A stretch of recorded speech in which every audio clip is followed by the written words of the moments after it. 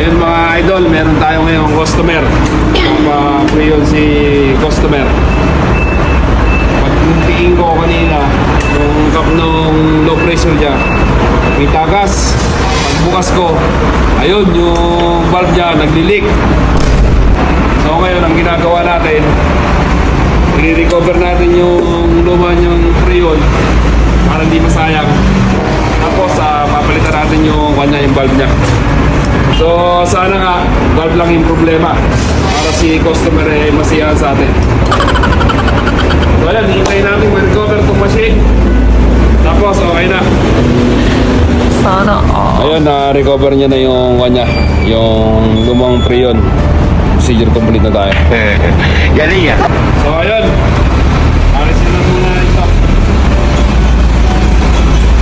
Para makakita natin yung valve niya. Ito, bubuksan natin. Lalari, lalara.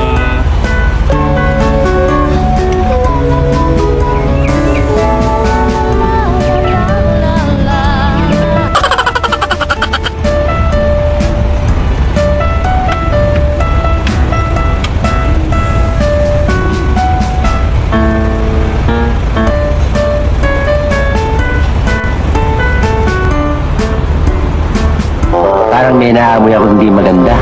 Sa tingin ko, ang naging problema na ito, itong mga rubber niya. Ito, kaya tumatagas. Ito, maghanap tayo ngayon ng low pressure valve niya dito. Yung pwede. Siguro. Ito. So, ayun mga idol. Lalagay na natin yung bago niyang valve. Yung bagong valve. Sana all.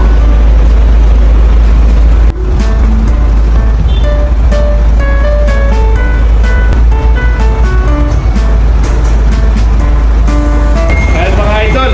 Lalagay na ulit natin yung low pressure.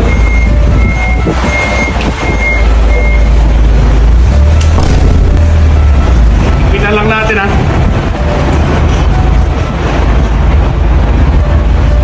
Sisimulan na natin ang laban. Open na natin lahat. Ang Mazda ay 490.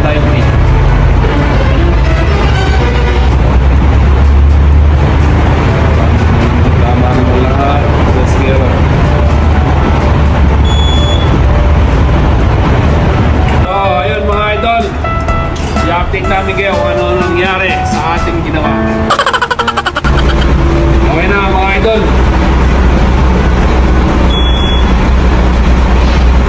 Papaandar natin ngayon yung sakyan. Testingin natin kung lumamig ba o hindi.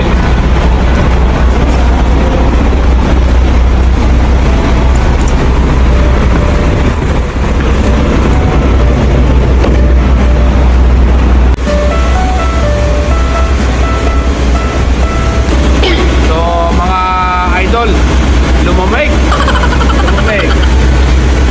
Mukhang nadal natin, mukhang impal talaga yung problema. Malamig mga idol, mukhang pwede na ako matulog ngayon dito ah. Malamig siya, sana nga yung valve lang yung problema para hindi na rin ma-cancel si customer. Malamig. Ayan na mga idol. At ang basa ng machine natin ay ayos na ayos naman yung AC niya. Walang problema.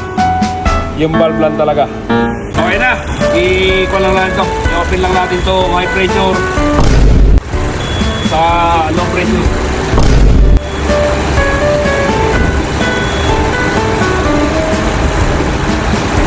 Tanungin natin si customer kung masiyahan ba siya sa gawa natin. Checkin natin yung ginabit nating valve. Okay, walang tagas. Okay na to. Thank you, Benjamin, for fix my car. Ayan mga idol, aalis si customer ng masaya. Malamig daw ngayon yung AC niya.